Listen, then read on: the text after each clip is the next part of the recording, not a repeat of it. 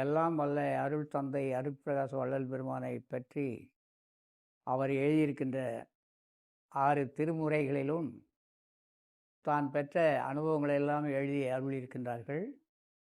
வள்ளல் பெருமானே சொல்லுவார்கள், சித்தர் மகன் நானேன்னு சொல்லுவார். அருள் சித்தர் மகன் நானேன்வார்.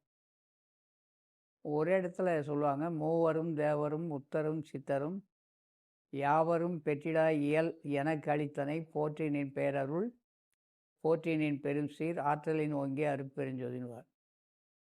அப்போ சித்தர்களும் பெறாத நான் பெற்றேன்னு எழுதுகிறார்.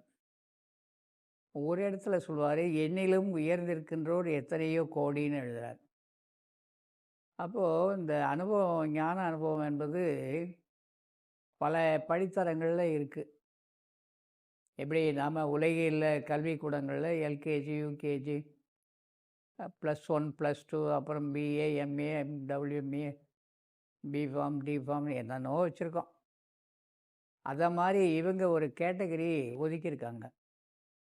ரிஷி என்றால் யார், முனிவர் என்றால் யார், பரதேசி என்றால் யார், பிரம்மச்சாரி என்றால் யார், தபசி என்றால் யார், அதெல்லாம் பலவேறு வகையில் குறிப்பிட்டிருக்காங்க. ஒவ்வொருவருக்கும் ஒரே செயல்பாடுகள். இதில் நவநாத சித்தர்கள் சொல்லுவாங்க, நவகோடி சித்தர்கள் சொல்லுவாங்க. இந்த நூற்றாண்டில் நாம் பார்க்கறது 18 சித்தர்கள், 18 பேர் ஜீவ சமாதி ஆயிருக்காங்க.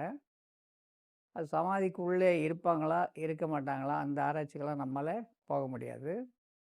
அரசாங்கமும் அனுமதி கொடுக்காது. அவர்கள் உள்ளே இருந்து என்ன செய்கிறார்கள் என்று பார்த்தால், வள்ளல் பெருமான் பெற்ற நிலையை பெறுவதற்கு ஒரே இடத்தில் அமர்ந்திருப்பார்கள்.